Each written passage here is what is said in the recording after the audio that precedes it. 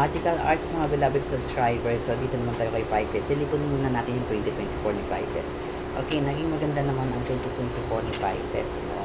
So sa nakikita ko, no, naging maaluwa naman siya sa buhay.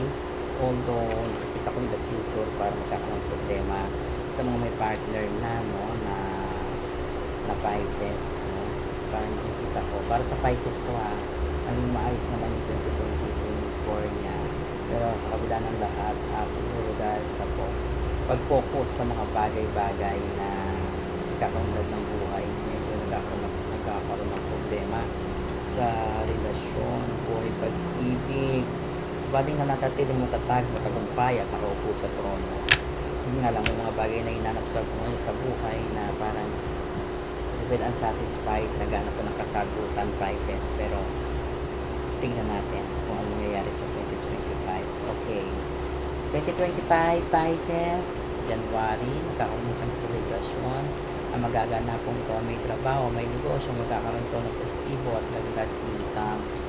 No? Subalit, minsan, gamitin mo rin ang iyong puso at puro isip sa paligid upang ikaw ay walang nasasaktang mga tao sa paligid mo. Kasi kapag ganoon, time will come, magiging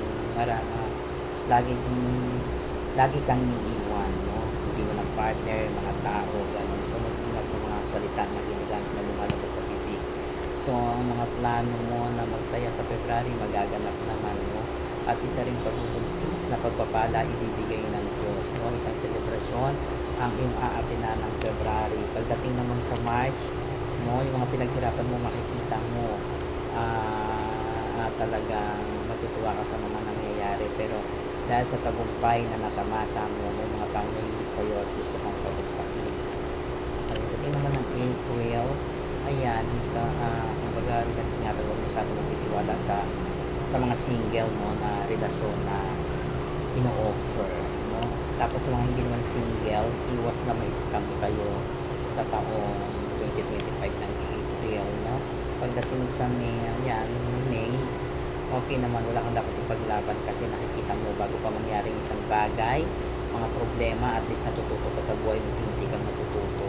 Kaya malalagpasan mo anumang problema. So, malilesen mo, walang problema masyadong darating.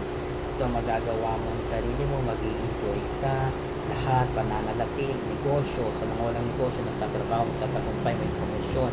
Tapos, January, March, April, May, June, July, magkakaroon ng mga dokumentong pag-uusapan, bagong oportunidad, maganda ito na magbubukas ng pinto sa iyo.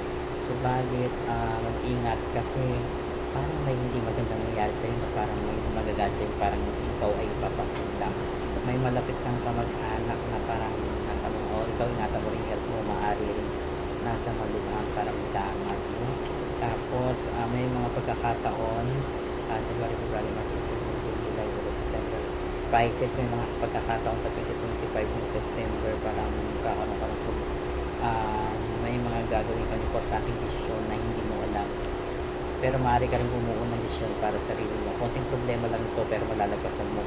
Overall, maganda pa rin naman lahat eh. Kung gaano kaganda yung year mo, ganun pa rin naman ngayon. Kasi matalino ka naman, nag-iisip ka talaga. Okay, maraming salamat Pisces. Napakaigli lang kasi maganda naman ang 20.